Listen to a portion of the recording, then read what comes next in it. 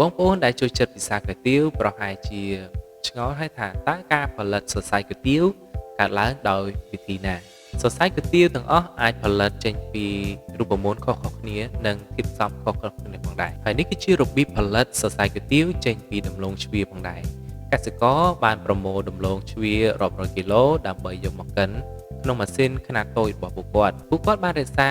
ទឹកដែលគៀបចេញពីដំឡូងជ្វានៅក្នុងអាងដ៏ធំមួយបន្ទាប់មកទុករយៈពេល1យប់ស្អែកឡើងគាត់បង្ហូរទឹកផ្នែកខាងលើចេញមួយសន្ទុះក្រោយមកម្សៅដ៏សម៉ត់ដែលកកនៅខាងក្រោមគឺជាម្សៅដំឡូងជ្វាដ៏ល្អឥតខ្ចោះក្នុងដំណាក់កាលនេះគឺត្រូវការមានការប្រុងប្រយ័ត្នខ្លាំងមែនទែនការហាលម្សៅដំឡូងនៅក្រោមពន្លឺថ្ងៃឲ្យស្ងួតល្អបន្ទាប់មកពួកគាត់យកទៅលាយជាមួយនឹងទឹកហើយនេះគឺជាដំណាក់កាលក្នុងការផលិតសរសៃគុយទាវដ៏ស្រស់ស្អាតពួកគាត់បានចាក់ម្សៅដំឡូងនៅក្នុងថាស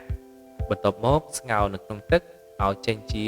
បន្ទះដ៏ថ្លាបែបនេះឥឡូវនេះបន្ទះសរសៃគុយទាវរបស់គាត់ត្រូវបានយកទៅដាក់នៅក្នុងម៉ាស៊ីនកាត់